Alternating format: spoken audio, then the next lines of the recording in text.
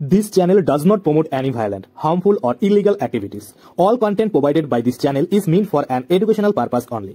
এখন আমরা যেটা জানবো সেটা হচ্ছে যে স্বরাষ্ট্র প্রতিমন্ত্রী নিত্যানন্দ রায় তিনি পার্লামেন্টে পেশ করে দিয়েছেন এই বিল, যে বিল অত্যন্ত কড়া। ছোট্টর মধ্যে জানিয়ে দিই, দুটো বড় স্টেপ নেওয়া হয়েছে। ফার্স্ট স্টেপ হচ্ছে যে বার্ডেন অফ প্রুফ, আমি ভারতীয়, আমি অসৎ উদ্দেশ্যে আসেনি, এর রেসপন্সিবিলিটিস অনলি সরকার কেন নেবে? এটা তো পাবলিকেরও তো কিছু দায়িত্ব থেকে থাকে। সুতরাং বার্ডেন অফ প্রুফ এটা সেই ব্যক্তিকে করতে হবে যে ব্যক্তি যে উদ্দেশ্য নিয়ে ভারতে রয়েছে, থাকবে বা আসবে বা আসছে, সেই ব্যক্তিকে প্রুফ করতে হবে। First and second, the most important সেটা হচ্ছে যে ইন্টেনশনালি আর উইলফুলি যে ব্যক্তি ইলিগাল ডকুমেন্ট বানাতে সাহায্য করবে তার এগেনস্টে নেওয়া হবে কড়া অ্যাকশন। এমনকি এটাও জানিয়ে দেওয়া হয়েছে স্বরাষ্ট্র দপ্তর থেকে যে একটা নেগেটিভ লিস্ট তৈরি করা হবে, যে নেগেটিভ লিস্টে নাম থাকবে সেই সমস্ত লোকদের যারা ইন্টেনশনালি উইলফুলি ভুল ফ্রড ভাবে ডকুমেন্টস দিয়ে এই ইলিগাল রোহিঙ্গা এবং ইলিগাল বাংলাদেশিদেরকে ভারতে আনছে। দ্য ইমিগ্রেশনস অ্যান্ড ফরেনার্স বিল 2025 ইতিমধ্যেই সংসদে পেশ হয়ে গেছে, যেটা আমি আপনাদের কিছুদিন থেকে ভিডিও বানিয়ে দেখাচ্ছিলাম যে পেশ হবে সংসদে পেশ হবে, সেটা কিন্তু অলরেডি হয়ে গেছে। যারা জানেন না দ্য ইমিগ্রেশনস অ্যান্ড ফরেনার্স বিল কি, সেখানে কি কি শাস্তির কথা বলা হয়েছে, কি কি করা স্টেপের কথা বলা হয়েছে বা কি কি করা স্টেপ নেওয়া হবে এই আইনের মাধ্যমে, এগুলো নিয়ে অলরেডি আমার আগের ভিডিও রয়েছে, আপনারা চাইলে সেই ভিডিওগুলো দেখতে পারেন। আজকে আমরা দেখব পেপারে কি বেরোয়েছে। দেখুন, নতুন অভিবাসন বিল পেশ, কেন্দ্রের ছক দেখছেন বিরোধীরা।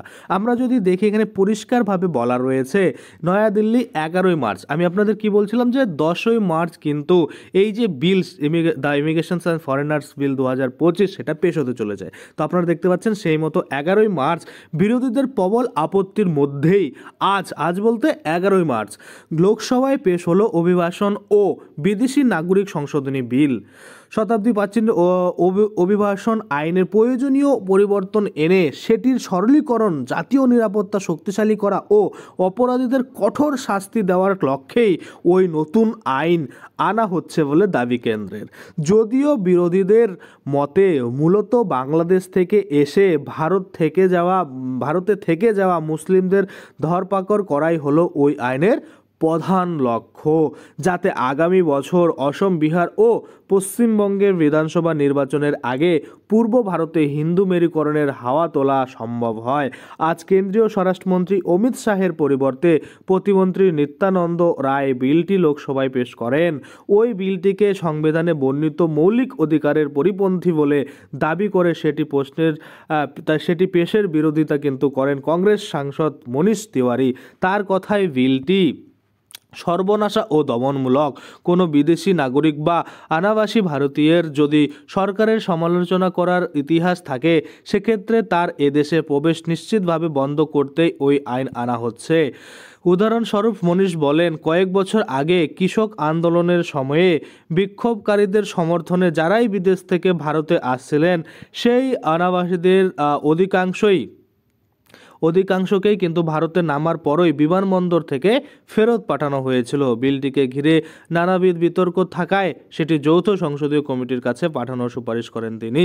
তৃণমূল সাংসদ সৌগত রায়ও ওই বিলের বিরোধিতা করে বলেন, ভারতে আসার প্রশ্নে কড়াকড়ি বাড়লে বিদেশি প্রতিভাবান কিন্তু যে যুবক যুবতীরা আসেন তারা কিন্তু আশা কমে যাবে বা তাদের আশা কিন্তু কমে যাবে এবং অনেকটাই কিন্তু ক্ষতি হবে দেশবাসীর।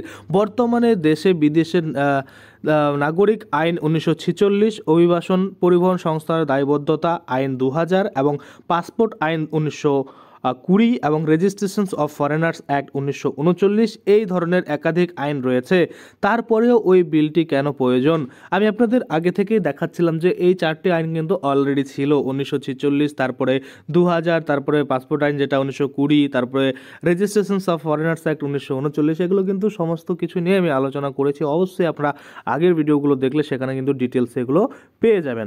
তারপরে যদি আমরা দেখি, এই নিয়ে প্রশ্ন তোলেন সৌগত এবং নিত্যানন্দ বলেন, বিষয়টিকে সরল করার লক্ষ্যেই 4টি আইনকে মিলিয়ে নতুন আইন আনা হচ্ছে। অর্থাৎ এই যে আগে 4টি আইন রয়েছে, পাসপোর্ট আইন 1920, তারপরে 2000, তারপরে 1946, 1939, এগুলো চারটি আইনকে মিলিয়ে নতুন একটা আইন কিন্তু আনা হচ্ছে, যেটার নাম কি দ্য ইমিগ্রেশনস অ্যান্ড ফরেনার্স বিল 2025। আমরা যদি দেখি বিপজ্জনক, এবং তাতে বলা হয়েছে কোনো বিদেশি বিপজ্জনক বলে চিহ্নিত হলে তার এদেশে প্রবেশ নিষিদ্ধ করতে পারে অভিবাসন দপ্তর। ওই বিদেশিকে ফেরানোর দায় থাকবে না ভারতের। তিনি যেভাবে বা যে সংস্থার মাধ্যমে সে বিমান, জাহাজ, সড়ক, রেল ভারতে এসেছিলেন, ফেরানোর দায় কিন্তু তাদেরই থাকবে বা সেই সংস্থারই কিন্তু থাকবে।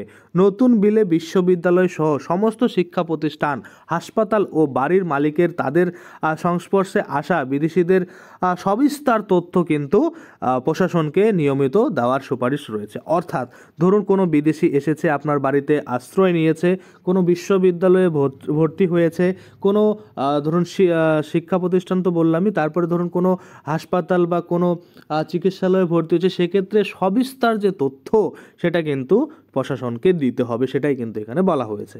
বৈধ পাসপোর্ট ভিসা ছাড়া ভারতে ধরা পড়লে 5 লক্ষ টাকার বেশি জরিমানা ও 5 বছর জেলের কিন্তু সুপারিশ করা হয়েছে। ভুয়ো পাসপোর্ট ভিসা নিয়ে ধরা পড়লে 1 থেকে 10 লক্ষ টাকা জরিমানা এবং 2 থেকে 7 বছরের জেলের সুপারিশ করা হয়েছে, যেগুলো অলরেডি আমি আপনাদের কিন্তু আগের ভিডিওগুলোতে ডিটেলসে জানিয়েছি। যারা জানেন না তারা অবশ্যই www.iobong.in এ ভিজিট করে দেখতে পারেন, বা আপনারা চাইলে শুধুমাত্র গুগলে ইয়োবং লিখে সার্চ করে তারপরে কিন্তু সেই ওয়েবসাইটে গিয়ে ডিটেলসে কিন্তু এই বিলগুলো একদম সম্পূর্ণ বাংলায় পড়ে নিতে পারেন। তারপরে যদি আমরা দেখি, সন্দেহজনকভাবে পরোয়ানা ছাড়াই কিন্তু গ্রেপ্তারের অধিকার দেওয়া হয়েছে অভিবাসন অফিসারকে।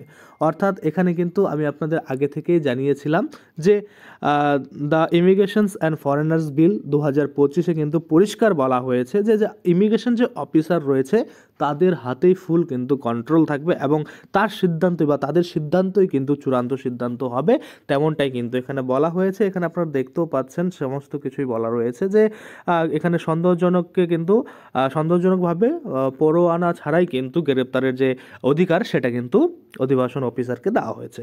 এতেও কিন্তু আপত্তি জানিয়েছে বিরোধীরা।